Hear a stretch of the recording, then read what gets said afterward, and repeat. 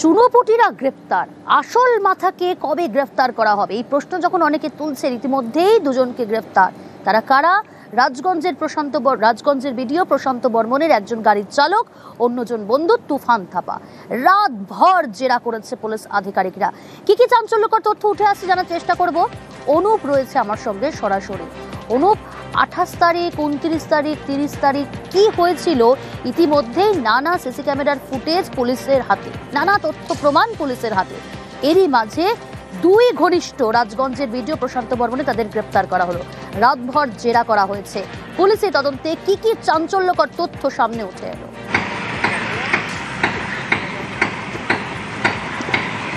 স্বর্ণ ব্যবসায়ী যে খুন, সেই খুনের ঘটনায় কিন্তু ইতিমধ্যেই দুজনকে গ্রেপ্তার করা হয়েছে। ইতিমধ্যে বিধাননগর দক্ষিণ থানায় পুলিশ গতকালকে হেফাজতে নিয়ে জিজ্ঞাসাবাদ করে। রাতের বেলা গতকাল যে জিজ্ঞাসাবাদ, সেই জিজ্ঞাসাবাদে কিন্তু একাধিক তথ্য নিয়ে জিজ্ঞাসাবাদ করা হয়েছে। যেক্ষেত্রে দেখা যাচ্ছে যে একেবারে যেদিন ঘটনা ঘটেছিল, 28 তারিখ মূলত কি ঘটনা ঘটেছিল, অপহরণ কোথা থেকে করেছিল, বিডিওর ভূমিকা কী ছিল, এবং বিডিও যখন অপহরণের মুহূর্তের সময় থেকে শুরু করে যখন যেখানে মারধর করা হচ্ছিল সেখানে বিডিও ছাড়া আর কারা কারা ছিল, এই গোটা বিষয় নিয়েই কিন্তু একেবারে জিজ্ঞাসাবাদ করা হচ্ছে। যেমন তার পাশাপাশি এখানে দেখা যাচ্ছে কতজন সে ব্যক্তি ছিল যে মারধরের ঘটনার মুহূর্তে।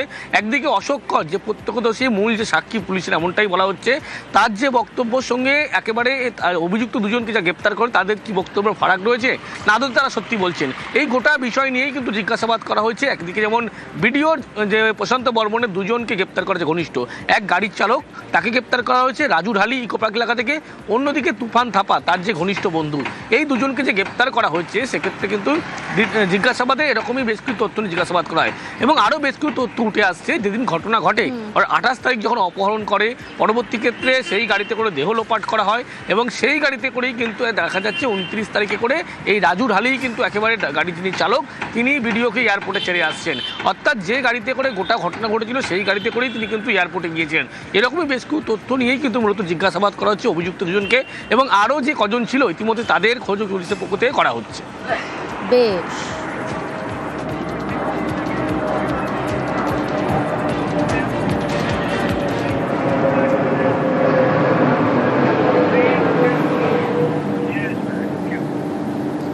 সোনা ব্যবসায়ী খুনে একের পর এক তথ্য প্রমাণ পুলিশের হাতে। রাজগঞ্জের বিডিও প্রশান্ত বর্মন, তার বিরুদ্ধেও নানান অভিযোগ ইতিমধ্যেই পুলিশের হাতে উঠে এসেছে।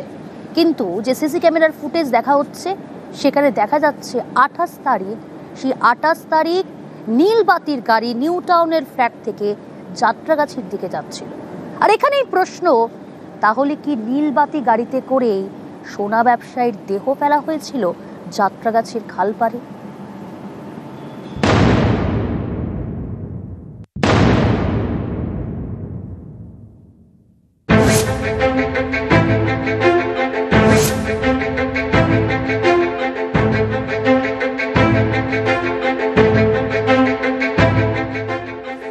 অক্টোবর রাত 8:35 নিউ টাউনের যাত্রাগাছির রাস্তায় নীলবাতির গাড়ি। সিসি ক্যামেরার এই ফুটেজই এখন পুলিশের হাতে। 30 অক্টোবর রাতেই যাত্রাগাছির খালপাড় থেকে উদ্ধার হয় সোনা ব্যবসায়ী স্বপন কামিল্লার ক্ষতবিক্ষত দেহ। স্বপন কামিল্লা বাড়ি পশ্চিম মেদিনীপুরের দাঁতনে, সল্টলেকের দত্তাবাদে সোনার দোকান। অভিযোগ, গত 28 অক্টোবর এই সোনা ব্যবসায়ীকে অপহরণ করা হয়, নিয়ে যাওয়া হয় নিউ টাউনের বহুতলে। 30 অক্টোবর নিউ টাউনের যাত্রাগাছি থেকে ক্ষতবিক্ষত দেহ উদ্ধার হয়। এরপর 1 নভেম্বর জলপাইগুড়ি রাজগঞ্জের বিডিও প্রশান্ত বর্মনের বিরুদ্ধে খুনের অভিযোগ দায়ের করে নিহতের পরিবার। এই ঘটনার তদন্তে একাধিক জায়গার সিসি ক্যামেরা ফুটেজ উদ্ধার করেছে পুলিশ। তাতে দেখা গেছে 28 তারিখ রাতে নিউ টাউনের ফ্ল্যাট থেকে বেরোচ্ছে নীলবাতি লাগানো গাড়ি। নিউ টাউনের নতুন ব্রিজ হয়ে যাত্রাগাছি খালের কাছে পৌঁছয়। নিউ টাউন সেলফি ব্রিজ হয়ে একেবারে যাত্রাগাছি যাওয়ার যে রাস্তা, সেই রাস্তার উপরেই এই যে সিসি ক্যামেরা ফুটেজ, এই ক্যামেরা ফুটেজেই কিন্তু একেবারে ভিডিও যে গাড়িতে করে দেহ ফেলতে যাওয়া হয়েছিল, দেহ ফেলে পরবর্তী ক্ষেত্রে যে ফিরে আসে, এই যে গোটা ফুটেজ ইতিমধ্যেই পুলিশ সংগ্রহ করেছে। এই সেই সিসি ক্যামেরার ফুটেজ, যা দেখেই কিন্তু একেবারে দেহ যে একেবারে লোপাট করার চেষ্টা করা হয়েছিল এবং যাত্রাগাছি খালপাড়ে ফেলা হয়েছিল, গোটা বিষয়টি কিন্তু একেবারে প্রকাশ্যে আসে। নিউ টাউনের বহুতলের কাছে এক প্রত্যক্ষদর্শী দাবি করেছিলেন 28 অক্টোবর রাতে একজনকে বিডিওর গাড়িতে অচৈতন্য অবস্থায় তোলা হয়। একটা ছবি দেখাচ্ছি আপনাকে। এই যে ভদ্রলোক কি এসেছিলেন? কবে এসেছিল? কদিন আগে চুরি করছিল, কি টাকা মারছিল, এখানে বুঝছি। আর লোক ভিতরে ছিল আর গেট বন্ধ করে তারপর অজ্ঞান হয়েছিল মারা খায়। ডাক্তার দিয়েছে না গাড়ি দিয়ে চলেছিল, আবার আসছিল কাকে মারছিল হাতে? একটা লোককে। অনেকের প্রশ্ন, তাহলে কি বিডিওর গাড়িতে করে যাত্রাগাছি খালপাড়ে ফেলা হয় সোনা ব্যবসায়ীর দেহ? আগেই 28 অক্টোবর দুপুরের সিসি ক্যামেরা ফুটেজ হাতে পেয়েছে পুলিশ। সেখানে দেখা গেছে সল্টলেকের দত্তাবাদ থেকে নীলবাতি লাগানো একটি সাদা গাড়িতে তোলা হয় সোনা ব্যবসায়ী স্বপন কামিল্লাকে। সেখানে ছিল আরো একটি কালো গাড়ি। দুটি গাড়ি পৌঁছয় নিউ টাউনের বহুতলের সামনে। সাদা গাড়ি থেকে নামানো হয় সোনা ব্যবসায়ীকে। অভিযোগ, কলার ধরে তাকে বহুতলের ভেতর নিয়ে গিয়ে মারধর করা হয়। সেই সময় কালো গাড়ি থেকে নামেন বেশ কয়েকজন, তারাও ভেতরে ঢুকে যান। সিসি ক্যামেরার ফুটেজে আরো দেখা গেছে বহুতলের সামনে থামে 3টি বাইক। বাইকে যারা ছিলেন তারাও বহুতলের ভেতরে ঢোকেন। জানা গেছে 20 অক্টোবর এবং 29 অক্টোবরের বিমানবন্দরের সিসি ক্যামেরা ফুটেজেও হাতে পেয়েছে পুলিশ। সেখানে দেখা গেছে রাজগঞ্জের বিডিও প্রশান্ত বর্মনকে। ফলে বিডিওর বিরুদ্ধে জোরালো তথ্য প্রমাণ পুলিশের হাতে। সোনা ব্যবসায়ী খুনের ঘটনায় চুরিতে অভিযুক্ত অশোক কর এবং 3 জন প্রত্যক্ষদর্শীকে জিজ্ঞাসাবাদ করেছে পুলিশ। দত্তাবাদ এলাকার বেশ কয়েকজনকেও জিজ্ঞাসাবাদ করা হয়েছে। এই ঘটনায় জড়িত সন্দেহে 3 জনকে চিহ্নিত করেছে পুলিশ। ক্যামেরায় নলিন কুমারের সঙ্গে অনুপ চক্রবর্তী, নিউজ 18 বাংলা। রাজগঞ্জের বিডিও প্রশান্ত বর্মনের 2 ঘনিষ্ঠকে গ্রেপ্তার করেছে গতকালই পুলিশ। বিধাননগর আদালতেও গতকাল 2 জনকে তোলা হয়। 12 দিনের পুলিশ হেফাজতের নির্দেশ দেয়।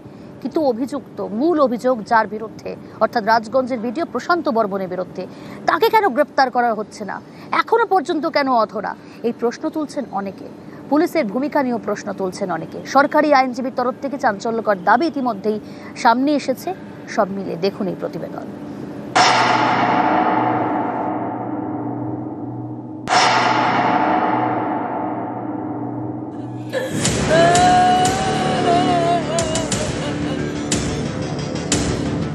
নিউ টাউনের যাত্রাগাছি গত 30 অক্টোবর এখান থেকে উদ্ধার করা হয় সোনা ব্যবসায়ী স্বপন কামিল্লাকে। তাকে খুনের অভিযোগ জলপাইগুড়ি রাজগঞ্জের বিডিও প্রশান্ত বর্মনের বিরুদ্ধে। এই ঘটনায় শনিবার গ্রেপ্তার বিডিও প্রশান্ত বর্মনের গাড়ি চালক রাজু ঢালি এবং বিডিওর বন্ধু তথা ঠিকাদার তুফান থাপা।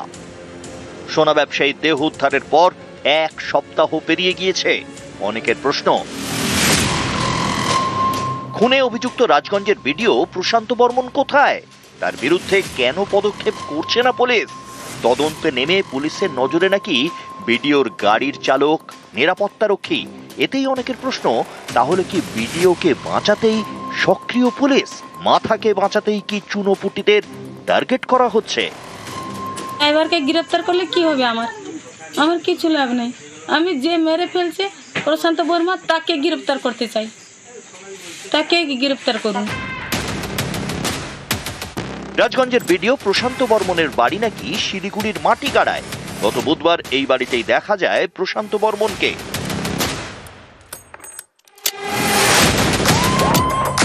শনিবার এই বাড়ির গেটে তালা।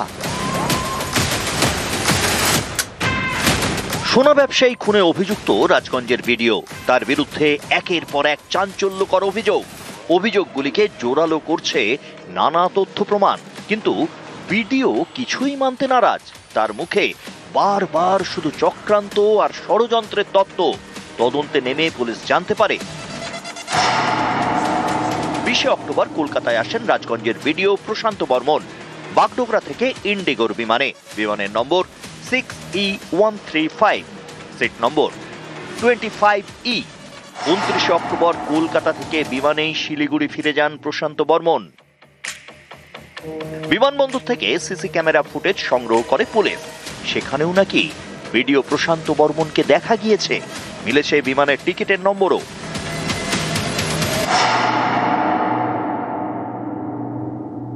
কোথায় প্লেনের টিকিট পাওয়া গেছে, কি আছে, সবই এখন সমস্ত কিছুই মিথ্যা। আমি বলে দিচ্ছি, সমস্ত কিছু মিথ্যা, ষড়যন্ত্র।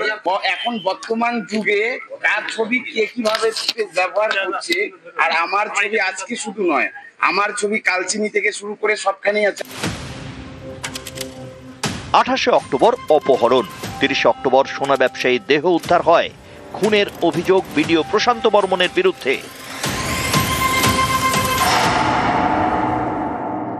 আমি কিভাবে চিনবো স্বপন কামিল্লাকে বলুন? আর আমার চেনার কি দরকারই আছে? আপনি কলকাতায় এসেছিলেন কবে? আমি কলকাতা গিয়েছিলাম অনেকদিন আগে, মানে 27-28 অক্টোবর আপনি কোথায় ছিলেন? আমি কলকাতায় যাইনি, 27-28 কলকাতায় যাই।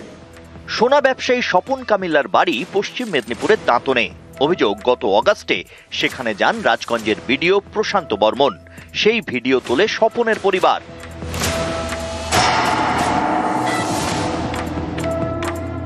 আমি দাঁতনে কেন যাব?